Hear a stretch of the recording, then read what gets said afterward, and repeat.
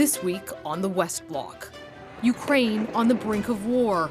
With momentum building and 100,000 Russian troops on Ukraine's border, can diplomacy stop another invasion? We're calling on Russia to de-escalate, calling on diplomatic conversations. And what's the red line? Will Canada put more boots on the ground or arm the Ukrainian military? We'll speak to the Minister of National Defence, Anita Anand. There are some early indications that Alberta has reached and surpassed the peak of infections. After back-to-back crises and controversies, Alberta's Premier looks for a reset. Can he silence his critics ahead of a critical leadership review this spring? We'll talk to Jason Kenney about COVID, leadership, and why he sidelined his Justice Minister. It's Sunday, January 23rd, and this is the West Bloc. Hello, thanks for joining us. I'm Mercedes Stephenson. Canada continues to push for a diplomatic solution to the crisis in Ukraine. Last week, Foreign Affairs Minister Mélanie Joly met with Ukrainian officials in Kyiv and reaffirmed Canada's support. About 200 Canadian troops are on the ground in Ukraine as part of a training mission under what's called Operation Unifier. Ukraine is looking for even more from Canada, though, including military help, as the threat of the Russian invasion increases. The Liberal government has taken a tough tone on Russia, but what will that translate to in terms of action? Joining me now is Defence Minister Anita Anand. Thank you so much for joining us today, Minister. Obviously, a very serious and concerning situation in Ukraine. What is the red line for Canada to consider this to be a war? Is it any incursion by the Russian troops into Ukraine, or is there a particular line that you've talked about in terms of what will constitute an act of war? Thanks, Mercedes. Yes, it is a very concerning situation. I am working on this issue every single day, and together with my colleagues, we are looking at options regarding the situation and the potential for a further Russian invasion into this country. I will say that at top of mind for us is a diplomatic solution, and we are very much hopeful, as are our allies, that there will be meaningful dialogue that will lead to de-escalation. In the absence of that, there will be severe consequences, including of financial nature in terms of sanctions, as Minister Joly outlined this week. So the situation is evolving. It is concerning, and it has my attention for sure over the past number of weeks and will going forward. I will say that I have spoken with Minister Reznikov from Ukraine a number of times already. I'll be speaking with him again in the next few days, and he has invited me to go to Ukraine, and that is something that I do look forward to and ensuring that that can happen. The Russians have made some pretty hefty demands, especially when it comes to things like disclosing where troops are, where missiles are positioned. Do you think those demands are reasonable? I will say that since 2015, under Operation Unifier, we as a country have been doing what we can to ensure that Ukraine is secure and stable. And we will continue to do that. So the work that we are doing really right now, Mercedes, is across government, in defense, in international development, in finance, in foreign affairs. We are working as a team to ensure that we have a comprehensive strategy to deal with Russian aggression at the border and a potential for a further Russian invasion. Canada has deployed special operations forces into Ukraine to look at options for supporting the Ukrainian government as well as evacuating the embassy. What is the decision point for removing Canadian personnel, especially Canadian military personnel from Ukraine, who could potentially become casualties if this becomes a theater of war? Well, let me just say at the outset that Special Forces have supported Operation Unifier since fall 2020. So it is not out of the ordinary for them to be there. And indeed, we have been looking, of course, at embassies across the international spectrum to ensure that we are able to effectively assist wherever possible. So those are ongoing analyses, and are no different in the context of this situation. But what would be the decision point to either add troops into Ukraine or take them out? Of course, the situation is evolving, and we are definitely going to be acting with our allies alongside of NATO and our allies. And I will say that in that regard, I have been consistently engaged with Secretary of Defense Lloyd Austin, as well as Minister Ben Wallace, to ensure that we are acting in coordination. As I said, I have been invited to go to Ukraine, which I'm looking forward to do. And in that trip, I would also like to meet with my counterparts in Europe to ensure that we are acting comprehensively as this situation evolves. So when you say acting comprehensively, I think I go back to that first question we talked about how you determine a response. Is it going to be based on Russia's actions, or will it be based on the response of our allies, and will we act in a coordinated way? Because there's been a lot of discussion about there being different opinions inside NATO about what should be done here, and that creates an issue with moving forward in a unified front. Well, that's a good question, but I don't think those two options that you put on the table are mutually exclusive. What I mean by that is that we, of course, are watching very closely the moves that Russia is making at the border. And at the same time, we are coordinating with our allies across the board. I have spoken with colleagues across Europe and, of course, the United States and the UK, my counterparts, in fact, to ensure that regardless of the situation, we are acting in tandem. What is Canada prepared to do if Russia does have a further invasion into Ukraine? We certainly have strategic weapon stocks. They're in Montreal. Their whole purpose is to be able to be sent to allies if they need that. Is that on the table in terms of the show of force we're hearing about Canada potentially undertaking? So let me respond by firstly saying that Operation Unifier is the heart and soul of from a defense perspective, our support for Ukraine. And extending Operation Unifier is in my mandate letter, and I will say that I will be delivering on that commitment. In addition to that, in direct response to your question about weapons, Canada is supporting Ukrainian security through a variety of ways, not only through Operation Unifier, but we are also present with several hundred troops in the region to deter against aggressive activity under Operation Reassurance, for example. So I can say that I'm working with my cabinet colleagues on ways to further support Ukraine, and I will have more to say on those options very shortly. Has Canada begun to move troops or weapons into the theater in case they are needed or as part of the intention for deterrence? I'm hearing from multiple sources that Canada is starting to take a more aggressive position. Our public rhetoric has been more escalated even than the United States. Your government's been very clear that you side with Ukraine in this. Are you actually starting to act on this now in case you do have to put a plan into motion? At the current time, our troops remain engaged in Operation Unifier as they have been since 2015. That is what we are continuing to deliver on, and we will continue to do that. Russia has two options here: meaningful dialogue and de-escalation, or facing severe consequences, for example, including financial measures. That is the current state of play, and I will be back to update you, Mercedes, as things evolve. The Russians have basically said they don't care about sanctions. They're not too worried. There's an effect on the Russian people. It doesn't seem like there's a lot of effect on the Russian regime. What do you think a meaningful response would be? Is militarily really the only option here? And if that's the case, would you also look at putting more troops into Eastern Europe outside of Ukraine?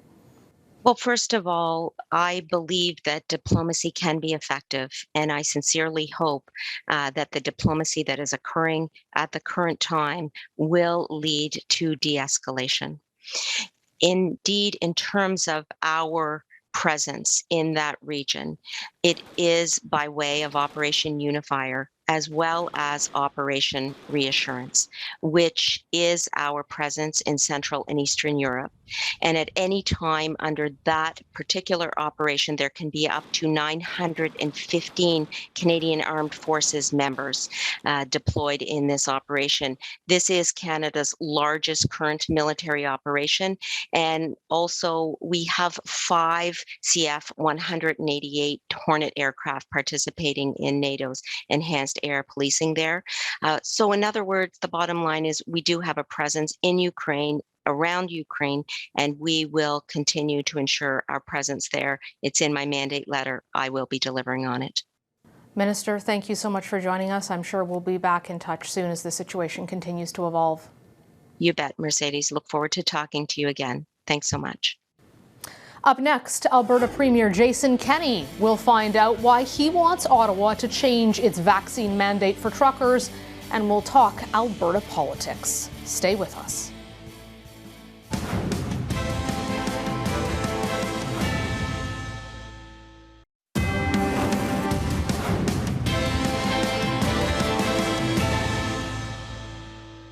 Alberta Premier Jason Kenney is under scrutiny for his handling of a controversy involving another member of his cabinet. Justice Minister Casey Madhu is under pressure to resign after he admitted to calling the Edmonton police chief last year over a distracted driving ticket. It's one more challenge facing Kenney, who's been criticized for his handling of the pandemic and faces a party leadership review in just a few months. Joining me now is Alberta Premier Jason Kenney. Thank you so much for joining us today, Premier Kenney. Great to be here, Mercedes. Sir, you find yourself struggling with another controversy in front of your government, this one relating to the Justice Minister, who you've asked to step aside, Casey Madhu. You revealed late last week that you actually knew about this ticket. Can you walk us through what you knew about the ticket the Justice Minister received and his phone call to the Edmonton Chief of Police? Well, I had heard at some point last year that he'd received a ticket and paid it. I was briefed on the entire set of facts this past Monday when it became a media story, and learned that he had made this call following the ticket. The Edmonton police chief has said publicly that there was no interference with the ticket raised by the minister, no ask for that it be rescinded, but rather he raised other issues, particularly around racial profiling. That's something that Minister Madhu has been particularly passionate about as a Black Canadian. And so I thought, given the context, I consulted with some senior former members of the judiciary and of government, both federally and provincially, to get their advice. And the advice I got was to have an independent investigation. We have a former judge working on that. It should be a very quick investigation to determine whether or not there was actual or perceived interference in the independent administration of justice, which is obviously a core principle. You've been criticized for not removing him from cabinet completely, for not outright firing him, for just asking him to step aside. Do you believe that there's any scenario in which it's acceptable for a justice minister to call the chief of police about a personal matter? Well, I expressed to Mr. Madhu earlier this week when I learned about all of this my serious disappointment, because I think doing so is an error in judgment. Given the broader context, I think that it's best to have an independent authority, in this case a former judge, look at all of the facts and report back. That's exactly what we're doing. Premier, I'd like to talk a little bit about COVID with you. Obviously, your COVID response has been under the microscope in Alberta, and nationally it's been different than many other provinces. And you've spoken out against Quebec's trial balloon idea they're floating of having a financial penalty for people who are not vaccinated. You've said that that's something you will not consider in Alberta. Some folks look at this and say, look, it's the unvaccinated folks who are mostly ending up in ICUs and in very serious condition. Why shouldn't they have to pay if the rest of us have to live under restrictions? What are your thoughts on that? Well, I certainly understand the concern, because here in Alberta, about 70% of our ICU COVID patients, who are there primarily for COVID, are unvaccinated, and that's out of 10% of our adult population that's unvaccinated. So it's very unfortunate and very frustrating that that small portion of the population has not done the responsible thing to help us with the huge health pressure on our healthcare system that is causing widespread cancellations and postponements of surgeries and other medical procedures, not to mention huge stress on our frontline healthcare workers. I share that frustration, but at the end of the day, We have a universal, publicly funded and accessible healthcare system, which doesn't make moral judgments on people's choices. When it comes to truck drivers, you had some pretty strong comments late last week saying that the Canadian government should not be imposing mandatory vaccination on truck drivers. You're concerned about the supply chain, you're concerned about those truck drivers. But the Americans are bringing in the exact same rules, in fact, beyond truck drivers, that'll apply to any foreign citizen entering the United States through a land border, that you have to be vaccinated from January 22nd on. So why do you think the Canadian government should take a different position than the American government on this? Well, look, we can't control American policy, but I would say, first of all, we should be vigorously lobbying the U.S. administration to apply a common sense approach. Secondly, we shouldn't shoot ourselves in the foot just because the Americans are doing that. Let's be frank, Mercedes, while exporting Canadian products to the U.S. is hugely important, many of the groceries, especially fresh produce on our shelves across the country, come from the U.S. And so if we further impair imports from the U.S., it's going to drive up inflation, which in food is already sky high. It will make it more expensive for Canadians to buy basic groceries at the worst possible time. And here's my point. Look, I understand that there are some contexts where a vaccine mandate may make sense. Hospital workers would be an obvious case. But, and I think truckers should be encouraged to get vaccinated. But we've had an exception to this rule now for several months.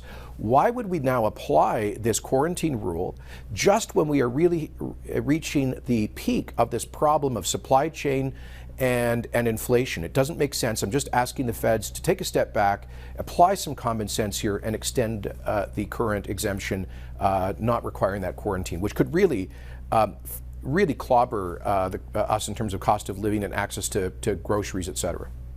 What's your relationship like right now with Prime Minister Justin Trudeau? How would you describe it? Well, I would say it's professional. We have a bunch of issues where we are strongly at odds, and there's no, everybody knows that. And there are some issues where we've been able to work together. And I said to him the day after I was elected that I was committed to finding common ground where we could move forward in the interests of Albertans, particularly our economy. Unfortunately, his government has continued with policies like the No More Pipelines law, the tanker ban, continued to ignore Alberta democracy on our Senate elections, and continues to announce more and more policies that hammer Canada's largest industry, which is Alberta's oil and gas industry. So we'll continue to do everything we can to fight for our vital economic interests while finding places where we can cooperate, as we often have through various aspects of COVID, for example. The federal government has said that they're going to start ending the subsidies to oil and gas, fossil fuels within 2 years. Obviously, that has an impact on Alberta. What do you see the future of your province's energy being? Because it seems pretty clear that the federal government is committed to transitioning away from the oil sands pretty quickly. Well, if that is in fact the case, they haven't said that to us bluntly, but there's certainly a lot of suggestions that the appointment of Stephen Guilbeault, a former environmental extremist to the Environment Ministry, is very concerning to us. And it's just the accumulation of policies that have been pinning down our energy industry. You know, Mercedes, 500,000 Canadian jobs are tied directly or indirectly to oil and gas, mainly out of Alberta. It's the country's largest export industry, the largest subsector of our economy. We sell $100 billion of this energy to the Americans alone every year. And here's the point. If we turned off Alberta and Canadian energy, oil and gas production tomorrow, that would not change one single thing in terms of emissions or global demand and consumption. It would just hand a monopoly to the world's worst regimes, to OPEC dictatorships and Putin's Russia. We've seen in the UK the decision to get rid of basically all of the COVID restrictions. You had an experience with this over the summer where you opened up very quickly and then you had some regrets about that. What lessons have you learned from that, and how will you apply that as you prepare to open back up? And I guess, are you looking at getting rid of the restrictions that are in place permanently? What point does that happen at for you? Sure, great question. So We're following very closely what's happening in Britain and elsewhere. The problem for us in the summer with the Delta wave in the fall was that we had not yet reached high enough levels of vaccination. We thought we were there, but since then we've gone from 75% to 90% adult coverage, and a whole lot more people who have added immunity through prior infection, so-called natural immunity. Obviously, that we're adding to that right now with the much less severe Omicron variant. And that makes me hopeful. I quoted yesterday from an editorial in the British medical journal, The Lancet, saying that after Omicron, that COVID will come back, but the pandemic won't. Now, we don't know that for sure, so we will proceed cautiously and prudently, but I think we will be in a position to substantially release public health measures that we have in this province, which are far less stringent than, for example, in central Canada, and to move, because we have to just learn to live with this. You know, right now we have not quite reached, I think we're coming down the COVID transmission peak, but we've not yet reached the Omicron hospitalization peak that will probably be late January, early February. Once we start to see sustainable reduction in our hospitalizations from Omicron, then I think we can move to begin significantly relaxing public health measures. And if Omicron acts like, for example, the Spanish flu or any other similar contagious viral respiratory virus, I think we can expect to see decreasing severity in future variants, which should bode well for the future. Up next, we'll ask Premier Kenney about his leadership challenges.